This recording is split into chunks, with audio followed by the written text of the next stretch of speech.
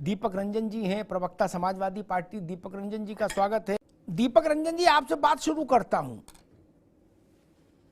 जी। आपकी पार्टी लगातार इस बात को कहती रही कि भाई कांग्रेस चूंकि राष्ट्रीय पार्टी है इसलिए उसको बड़ा दिल दिखाना होगा और राज्यों की पार्टियों को स्वायत्तता देनी होगी, बड़े अधिकार देने, ज्यादा अधिकार देने होंगे। कांग्रेस करी, हमने तो इतना बड़ा दिल दिखाया, हमारे सैकड़ों हजारों कार्यकर्ता घोसी में लगे रहे, पसीना बहाया, सत्तू खा के लड़ाई लड़ी और जितवा दिया आपको। और आपने बागेश्वर में उम्मीदवार लड़ाया, 1600 वोट से कांग्रेस हारी बागेश्वर में, भाजपा जीती और 2200 वोट काट लिया समाजवादी पार्टी के उम्मीदवार ने। ये बात अजय राय कह रहे हैं जो कांग्रेस के अध्यक्ष हैं उत्तर प्रदेश के।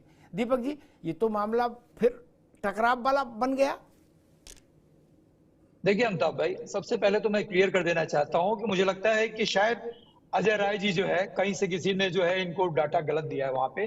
देखिए, कांग्रेस पार्टी वहां पर हारी है 2400 से और समाजवादी पार्टी को वहां पे मात्र 650 वोट मिला और नोटा को मैं समझता हूँ 1100-1200 वोट का ही नोटा लेकर के गए। तो देखिए, वहां पर जो प्रत्याशी थे भगवती प्रसाद जी, समाजवादी पार्टी के प्रत्याशी, उन्होंने ये बताने का काम किया कि देखिए, भारतीय जनता पार्टी का हम मैक्सिमम वोट जो है वहां पर काट लेंगे जिससे इंडिया परिवार वहां पे चुनाव जीत जाएगा। ये सही है कि हम इसको बड़े उससे हम इसको एक्सेप्ट करते हैं और जनता ने जो वहां पे मैंडेट दिया हम उसको स्वीकार करते हैं कि वहां पे समाजवादी पार्टी को बहुत कम वोट मिला। समाजवादी पार्टी की वहां पर जमानत भी नहीं जमती। तो फिर लड़े काहे लेकिन को देखिए, जब जमानत भी नहीं बची भैया? देखिए ऐसा तो देखिए, बहुत से लोग बहुत पार्टियां लड़ती हैं तो इसका क्या मतलब है कि चुनाव लड़ना छोड़ दे आदमी?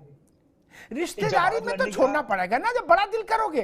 भाई दिल को इनलार्ज कैसे करोगे चुनाव में? अच्छा सुनिए, कई जगह पे अमिताभ भाई फ्रेंडली फाइट होती है। वहां पर जो वहां पे प्रत्याशी भगवती प्रसाद जी लड़े थे, उनको ये था कि मैं भारतीय जनता पार्टी का मैं मेजर वोट काट लूंगा जिससे कांग्रेस पार्टी जो चुनाव लड़ रही है तो इंडिया परिवार को कहीं ना कहीं वहां पे फायदा होगा और कांग्रेस पार्टी वहां से चुनाव जीत जाएगी। मैं इस चीज को स्वीकार करता हूं कि हमको वहां पे बहुत कम वोट मिला।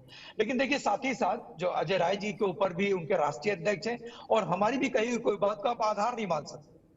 मैं कुछ कह करके जाऊं वो आधार नहीं हो सकता, क्योंकि जब तक हमारे पार्टी के राष्ट्रीय अध्यक्ष या कांग्रेस पार्टी के राष्ट्रीय अध्यक्ष कोई बात नहीं कहते हैं, आप उसको आधार कैसे मान सकते हैं? दीपक जी, ठीक ठीक।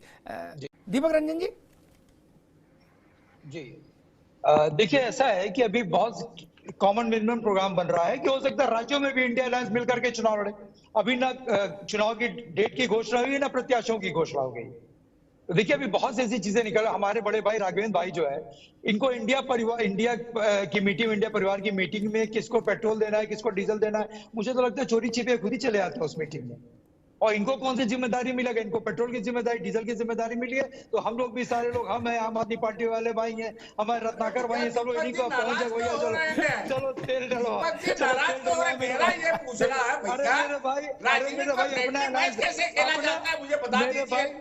मेरे भाई अलायंस अपना देखो कि किसको, अनुप्रिया पटेल को कितनी सीट दे।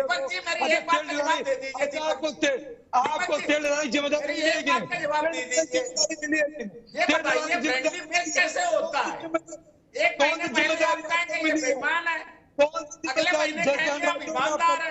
कमाल का अन्य राज्यों चल रहा है, जैसे अन्य राज्यों में आप करते हो वैसे होती है फ्रेंडली फाइट। नहीं हो पा रही है, नेता तय नहीं हो पा रहा है। भारतीय जनता पार्टी को हटाएंगे, ये लगता है बस नरेंद्र मोदी को हटाएंगे। आपका मध्य प्रदेश में मुख्यमंत्री का चेहरा कौन है? आपका राजस्थान मुख्यमंत्री का चेहरा कौन है? बता दो। मध्य प्रदेश में आपका चेहरा कौन है? मध्य प्रदेश में आपका चेहरा कौन है? जुडिशरी खत्म हो गई है। आप जनता को बता दो, सम्मानित चैनल पे बताओ तो कौन है मध्य प्रदेश? आप क्या ऑटोक्रेसी है? इंडियन ऑटोक्रेसी है, इंडियन राइट में डेमोक्रेसी है, सबसे बड़ा है इंडियन ऑटोक्रेसी। एक तंत्र है, पहले 2 मैन शो 1 मैन आर्मी था, अब 1 मैन शो 1 मैन आर्मी है। जिम्मेदारी कौन सी मिली है ये बता दो। जिम्मेदारी कौन सी मिली है?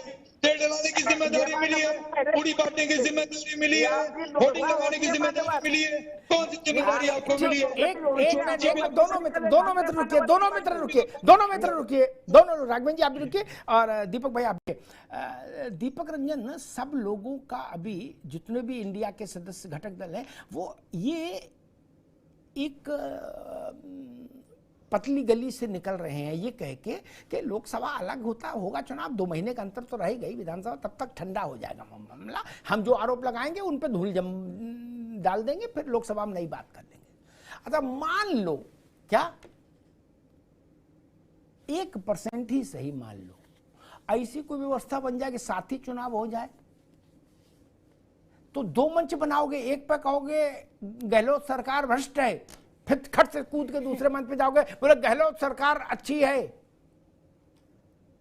तब तो और भी घोर माटा हो जाएगा दीपक जी। नहीं, मान लो ऐसा हो जाए, होने को तो कुछ भी हो सकता है, जैसे 370 हट सकती है तो ये तो छोटी चीज है, तब क्या होगा, तब तो बड़ा कलेश हो जाएगा। नहीं अच्छा अमिताभ भाई जी, आप मैं समझता हूँ हिंदुस्तान के एक जाने माने बहुत बड़े पत्रकार हैं, वरिष्ठ पत्रकार हैं, और प्रधानमंत्री जी के साथ भी आपकी चाय पे चर्चा या कॉफी जरूर पीते रहते होंगे आप, आपकी निश्चित मुलाकात होती रहती होगी, या राघवेंद्र भाई की भी हो जाती होगी। अभी तो ये कयास लगाए जा रहे हैं ना कि ये होगा तो ये होगा, ये होगा तो ऐसा होगा, हमारी चाची की मूछें निकल आएंगी तो उनको हम चाचा कहेंगे कि चाची कहेंगे, क्या कहेंगे क्या नहीं कहेंगे।